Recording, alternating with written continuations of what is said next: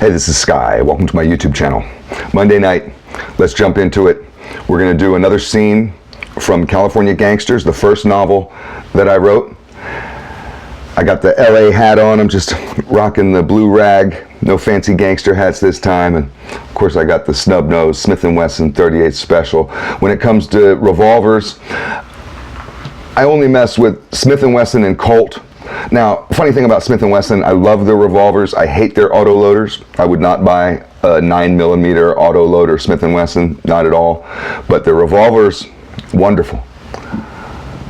Let's jump into it.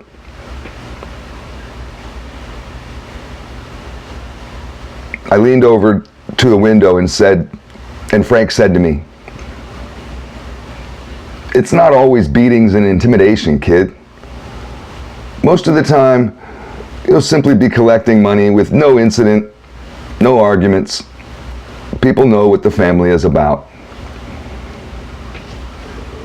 On your first night, I just wanted you to see the tough side of the racket. Me and your pop were wondering if you could handle the violence, and trust me, you did great tonight. Everyone has a rough first night out, so don't feel bad about anything. I'm really proud of you, and your father will be also when I tell him. Go get some rest." I walked inside the house. My mother was still up as usual. She was a night owl. She was sitting in the kitchen drinking wine and listening to loud classical music. I walked in and turned the radio down to a respectable level. She gave me a drunk smile and came stumbling over to me in her 6-inch heels with a full glass of wine. She swung one arm around me, trying to hold her glass steady with the other. Sometimes her questions sounded more like demands, and she said, "Simon, you are hungry. I'll heat you up some leftovers for you." My mother loved to feed me, and I loved to eat her food. It was the only time I got to bond with her growing up. I replied, "Yes, Mom, of course I'm hungry. You got any pasta?" She happily opened the fridge, taking out a large pan of lasagna from the bottom drawer. She said, "We made this for your cousin's 18th birthday party. Have you seen her lately? She's really beautiful, like Elizabeth Taylor. She would make a good wife, Simon." I looked at my mother with an odd expression and replied, "Ma, you want me to bang my cousin? Is that what you're saying? How much of that wine have you had?" My mother put down her glass and pointed her finger at me with a scolding glare and said, "Simon, you don't say bang.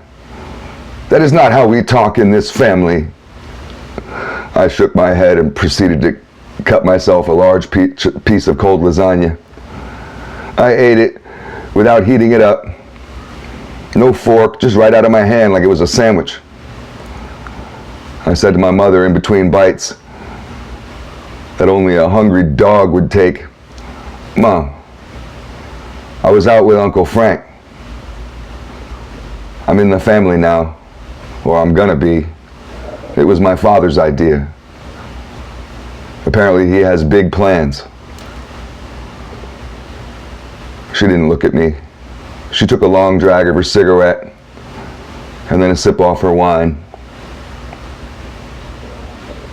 She stared out the window and to her own reflection and replied,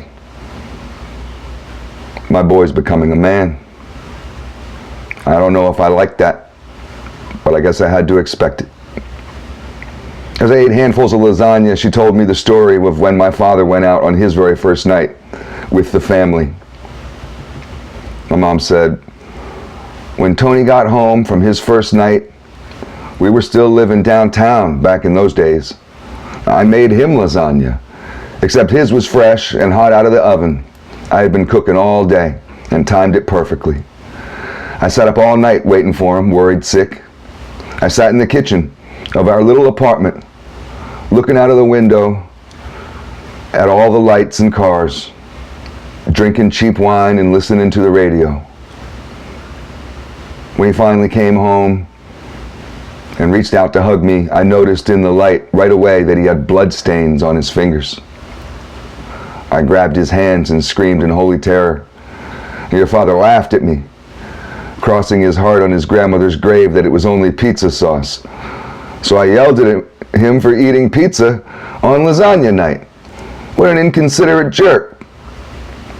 As he scrubbed his hands, I was still bitching at him, but I was just happy that he made it home. After my mother told her story, I realized that she had stayed up for me in the same way that she did my father. I went over to try and give her a hug.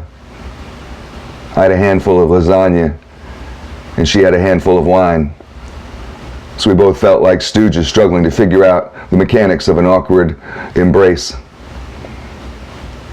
We both quickly gave up, realizing that our priorities were in saving what was in our fingers and not the actual act of showing affection.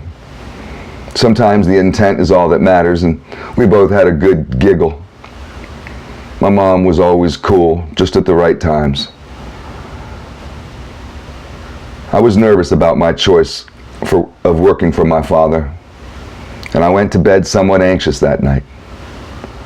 I could not overlook the obvious. I was giving up on my childhood dream of being in the NFL in order to beat up deadbeats for gambling debts and who knows what else they'd have me do. I strolled upstairs to my room, turned on my radio, and cracked open a warm beer from a six-pack that I had stashed under my bed. I sat on the corner of my bed looking at my many posters on my wall of my childhood football heroes. After about halfway through the beer, I began tearing down all the posters. I piled them up in a neat stack, admiring each one as I laid it on top of the last. I put the posters in the closet and stared awkwardly at the empty walls as I passed out in my bed. Let's stop there. We're going to do the next chapter next Monday. Happy New Year.